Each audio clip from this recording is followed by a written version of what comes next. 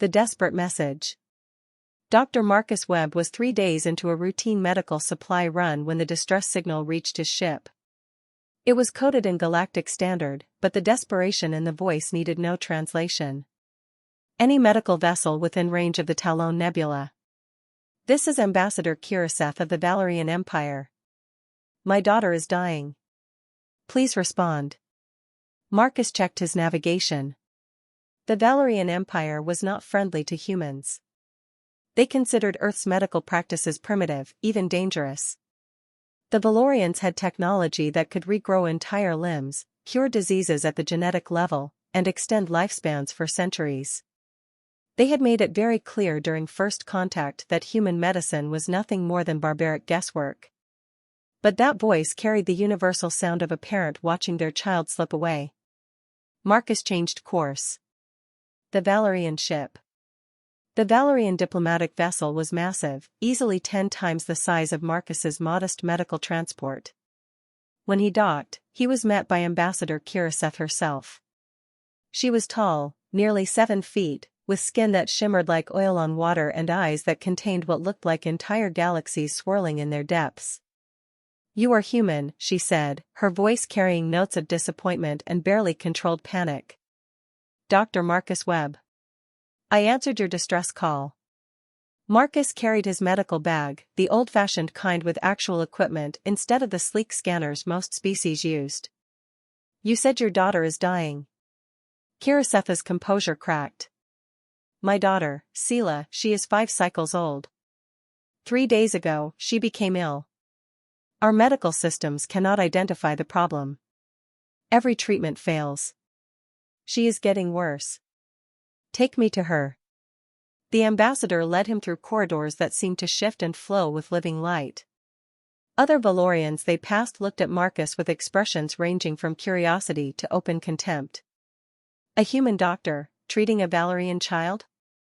It was unthinkable. Sela lay in a medical chamber that hummed with technology Marcus couldn't begin to understand. She was small, her iridescent skin dulled to a sickly gray. Tubes and sensors covered her body, machines working frantically to keep her alive. Her breathing was labored, each breath a visible struggle. "What have your doctors tried?" Marcus asked, approaching the chamber carefully. "Everything." Kiraseth pulled up holographic displays showing treatments Marcus recognized: genetic repair, cellular regeneration, systemic purification. "Nothing works. The illness adapts faster than our treatments. We have the finest medical technology in 3 sectors, and we are helpless." Marcus studied the readouts, translating the alien medical data into terms he could understand. Then he opened his medical bag and pulled out something that made the Valerian medical staff gasp: a stethoscope.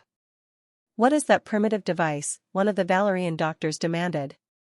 "It lets me listen to her heart and lungs." Marcus held it up. "Sometimes the old ways see things the new ways miss." "May I examine her?"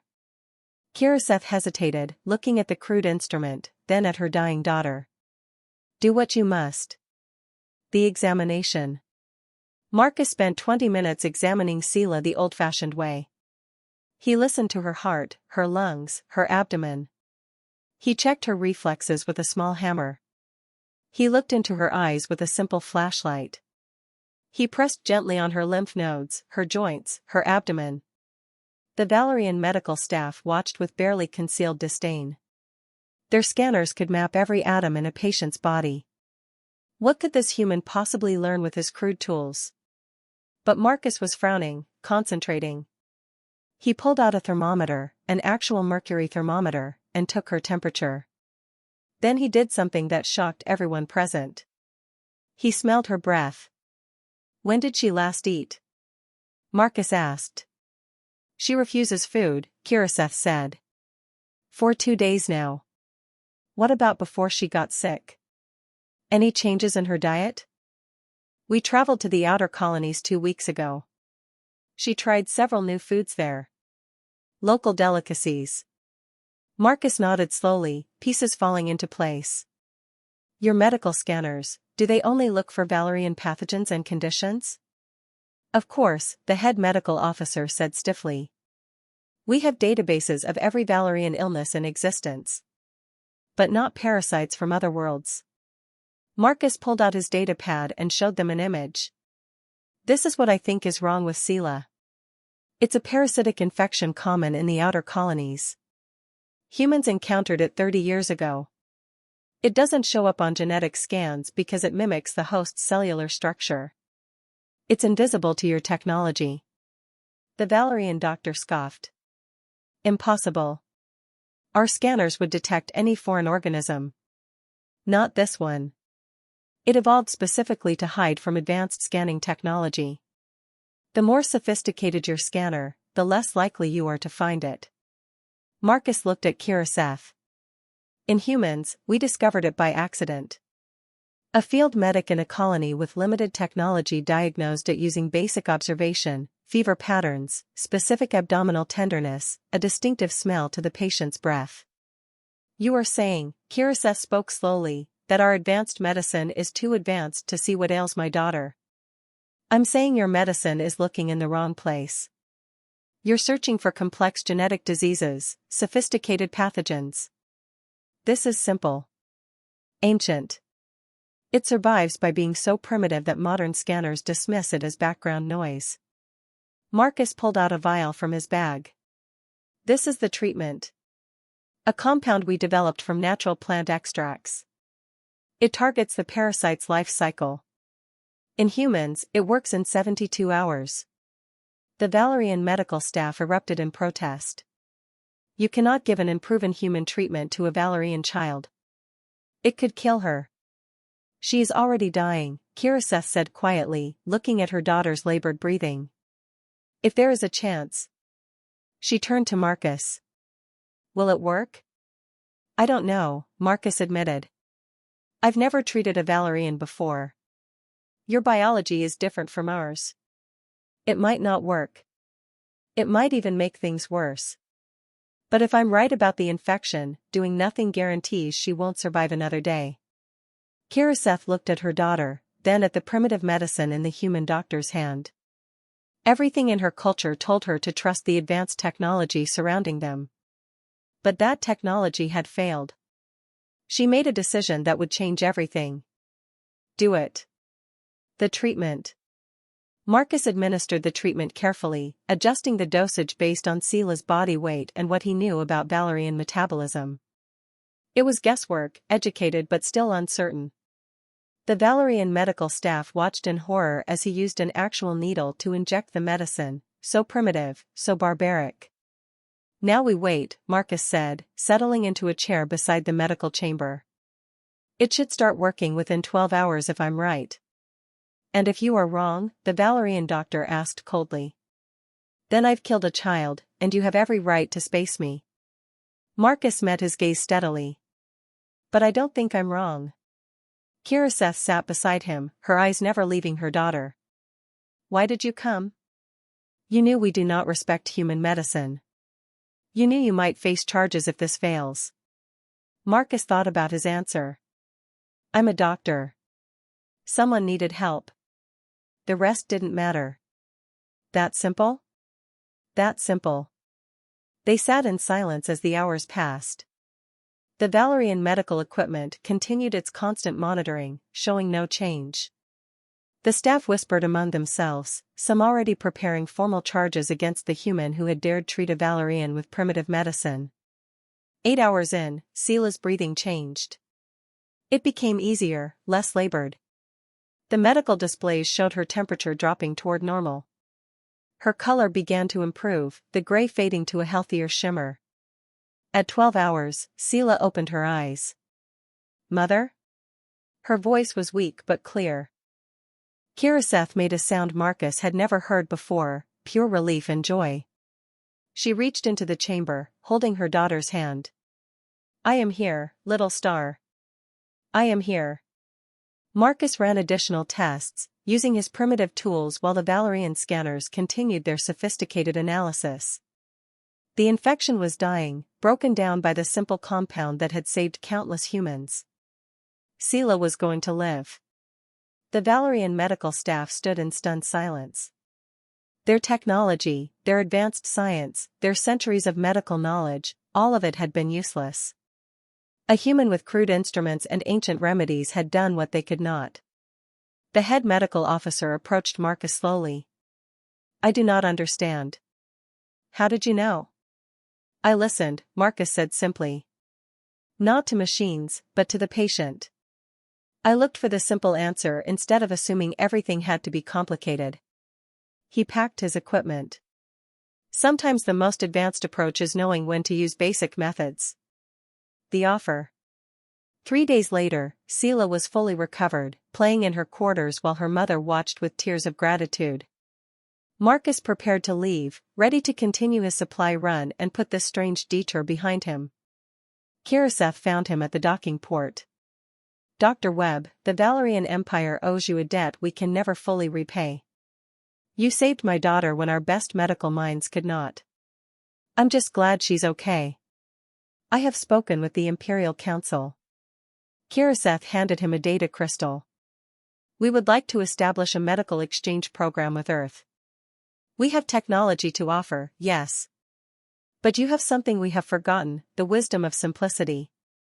The knowledge that sometimes the old ways work better than the new." Marcus took the crystal, surprised. "The Valerian Empire wants to learn from human medicine? My daughter is alive because you used a stethoscope and a thermometer. Because you trusted your senses and experience over machines. That is worth more than any technology." Kiraseth smiled. "Besides, we have learned a humbling lesson. Advanced does not always mean better. Sometimes it just means more complicated." As Marcus's ship pulled away from the Valerian vessel, he thought about what had happened. The galaxy had dismissed human medicine as primitive, outdated, barely worthy of notice. But when the most advanced technology failed, when the sophisticated solutions found nothing, it was the simple approach that saved a life.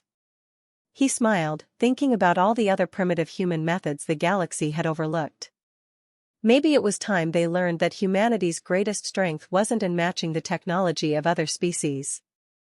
It was in remembering that sometimes the best solutions were the ones everyone else had forgotten.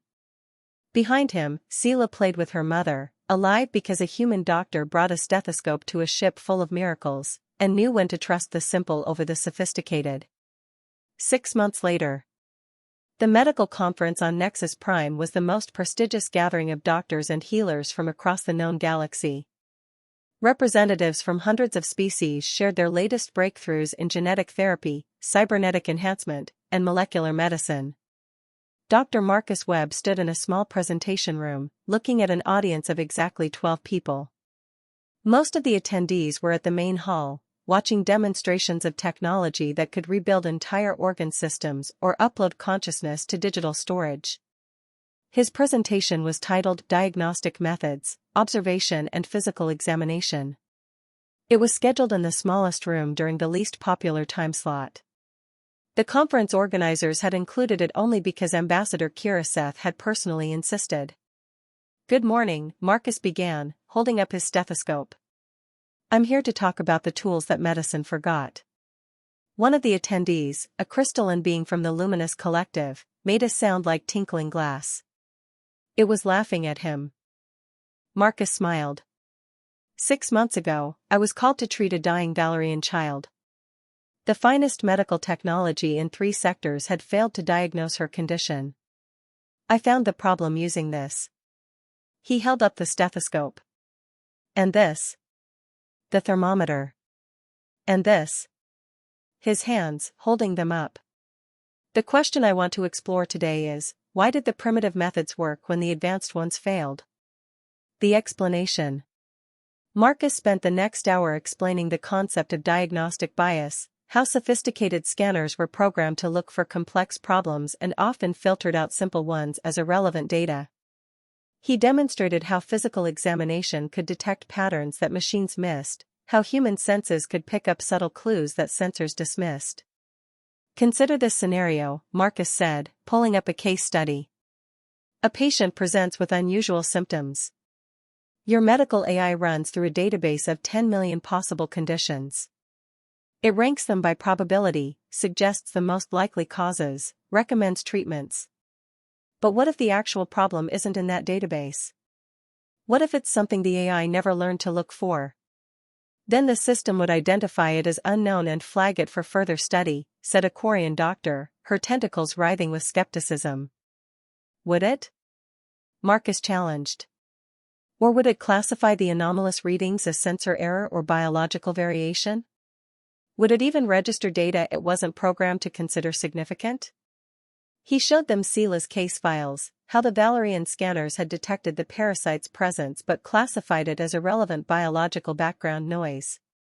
The AI had literally seen the problem and dismissed it as unimportant. A human doctor wouldn't have made that assumption, Marcus continued.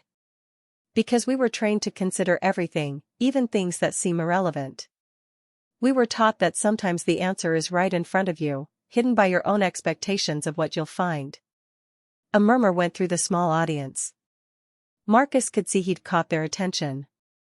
The demonstration. Let me demonstrate, Marcus said. I need a volunteer, someone who's been feeling unwell but hasn't been able to get a proper diagnosis despite medical attention. There was hesitation, then a small reptilian doctor from the back raised a clawed hand. I have chronic pain in my lower back. 3 months now. Scans show nothing wrong. Treatment protocols have been ineffective. Come up here, please. What's your name? Dr. Zilith. Marcus had Zilith describe his symptoms in detail, when the pain started, what made it worse, what made it better. He asked about Zilith's work environment, his posture, his daily routines. Then he did a simple physical examination, pressing specific points on Zilith's back and watching his reactions. Your medical scans showed no structural damage, correct? Correct. Perfect bone and muscle integrity. Because there isn't any damage. This isn't a medical problem, it's a mechanical one. Marcus demonstrated how Zilith's workstation was positioned, requiring him to twist his spine unnaturally to reach his equipment. You've been straining the same muscle group repeatedly. The solution isn't medicine or surgery. It's ergonomics. Adjust your workspace, do these stretches twice a day. He showed Zilith several simple exercises. The pain should resolve in 2 weeks. The audience was silent. Such a simple answer. No advanced technology required, no sophisticated treatment protocol. Just observation and common sense. But how did you know? Zilith asked, already feeling relief from the stretches Marcus had shown him. The scanners found nothing wrong. Because they were looking for damage, not cause. They can tell you what's happening in your body, but not why. That requires understanding how you live, work, move through the world. Marcus smiled. It requires talking to you as a person, not just scanning you as a patient. The shift. The presentation ended, but Marcus found himself surrounded by curious doctors wanting to know more. Word spread through the conference. By the afternoon, his next scheduled talk had to be moved to a larger room. By evening, the main hall was half empty as attendees crowded into Marcus's sessions. He taught them how to take a proper medical history, how to perform physical examinations, how to use their senses to detect what machines missed. He shared case studies of primitive human medicine solving problems that advanced technology couldn't. A Nexian surgeon approached him after the third presentation. Dr. Webb, what you're describing, we had these methods once. My species practiced hands-on medicine for thousands of years before we developed our current technology. We abandoned it because we thought we'd evolved beyond such crude approaches. You didn't evolve beyond it, Marcus said gently. You just forgot it. Technology should enhance medicine, not replace the fundamental doctor-patient relationship. The best approach uses both, advanced tools guided by careful observation. The surgeon's bioluminescent patterns flickered thoughtfully. We've made our medicine so complicated that we've forgotten how to keep it simple.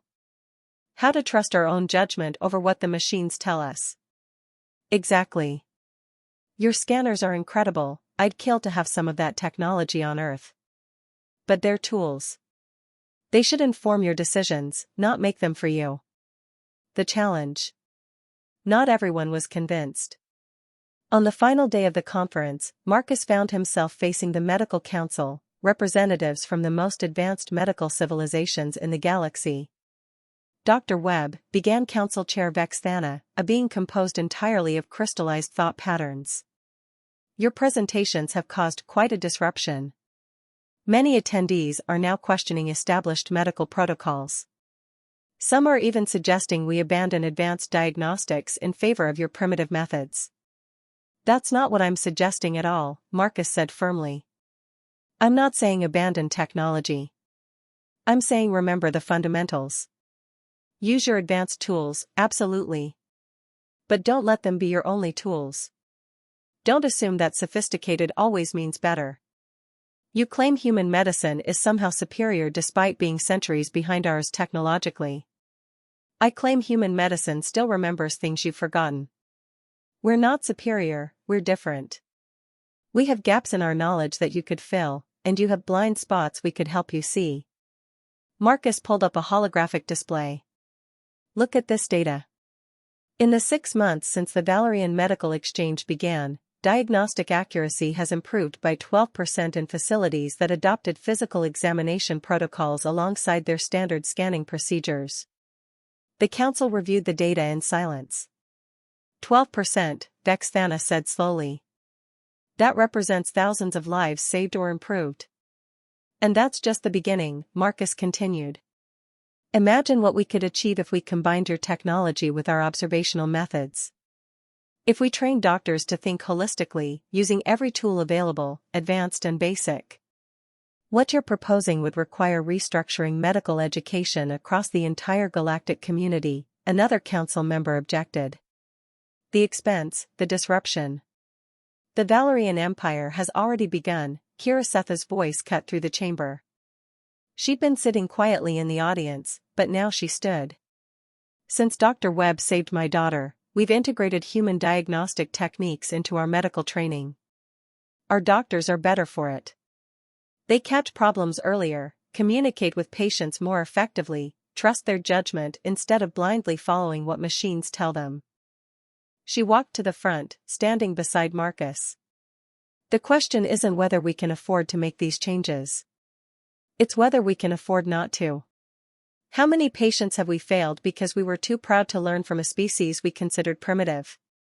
How many lives could we save if we combined our strengths instead of dismissing theirs? The decision. The medical council deliberated for 3 hours. Marcus spent that time in the observation lounge, looking out at the space station's view of Nexus Prime. He thought about how he'd ended up here, answering a distress call that he could have ignored, using outdated methods that saved a life, and somehow starting a medical revolution. Kiraseth joined him. Whatever they decide, you've already changed things. My people will never view human medicine the same way again. I just wanted to help a sick child, Marcus said. And in doing so, you reminded us that medicine isn't about who has the best technology. It's about caring for patients with every tool available, new and old, advanced and basic. The council summoned them back. Vexthana's crystalline form pulsed with light as she spoke. Dr. Webb, the council has reached a decision. We are formally establishing the Integrated Medical Initiative, a galaxy-wide program to incorporate observational diagnostic techniques into standard medical practice. The Valerian Empire and Earth will be the founding members. We invite other civilizations to join. Marcus felt his breath catch. You're serious? You have demonstrated the value of methods we had dismissed. That is worth acknowledging, worth learning from. Vexthana's pattern shifted to what Marcus had learned was approval. We are also offering you a position as Director of Medical Integration. Someone needs to teach the galaxy how to use a stethoscope. Marcus laughed, overwhelmed. I'm honored, but I'm just one doctor. Training the entire galaxy. You won't be alone, said the Nexian surgeon from earlier. Many of us remember the old ways. We just needed someone to remind us they still matter. We'll help spread this knowledge. Over the following months, the medical revolution spread across known space. Teaching hospitals integrated physical examination into their curricula alongside advanced scanning. Medical textbooks were revised to include chapters on patient observation and hands-on diagnosis. Doctors who had relied entirely on technology learned to trust their senses again. There were challenges. Some species had to adapt human techniques to their unique biology. Some medical AI systems resisted being programmed to value primitive data. Some old-guard doctors refused to believe that newer wasn't always better. But slowly, patient outcomes improved. Diagnostic accuracy increased. The doctor-patient relationship strengthened as physicians spent more time actually examining and talking with their patients instead of just reviewing scanner output. 1 year later, Marcus stood in a newly established medical training center on Earth, watching doctors from 20 different species practice taking blood pressure readings and using stethoscopes. It would have been absurd a year ago, aliens coming to Earth to learn primitive medicine. Now it was normal. Kiraseth visited with Sela, who had grown stronger and healthier. The child ran around the facility, fascinated by everything, while her mother spoke with Marcus. She wants to be a doctor, Kiraseth said, watching her daughter examine a training skeleton with intense curiosity. Because of you. Because you showed her that healing isn't about having the best technology, it's about caring enough to find the answer, whatever tools it takes. Marcus felt his throat tighten. She's going to be brilliant. She is alive because you brought a stethoscope to a ship full of miracles and knew when the miracle we needed was something simple. Kiraseth placed a hand on his shoulder. You've given the galaxy more than new medical techniques, Marcus. You've reminded us to stay humble. To remember that wisdom isn't about how advanced you are, but how willing you are to learn. As Marcus watched doctors from across the stars practice the basic techniques human physicians had used for centuries, he thought about humanity's place in the galaxy. They didn't have the fastest ships or the most powerful weapons or the most advanced technology. But they remembered things others had forgotten. They held on to methods that worked even when they seemed outdated. They trusted in the value of simplicity when everyone else chased complexity. And sometimes, that made all the difference. Sela approached him, holding up a toy stethoscope. Dr. Webb, can you teach me how to listen to hearts? Marcus knelt down, smiling. I'd be honored. As he showed the young Valerian how to place the stethoscope, how to listen for the rhythm of life beneath the skin, Marcus understood something profound. This was how humanity would make its mark on the galaxy, not by matching others' technology, but by sharing the wisdom of doing things the old-fashioned way. One stethoscope, one examination, one patient at a time. The end.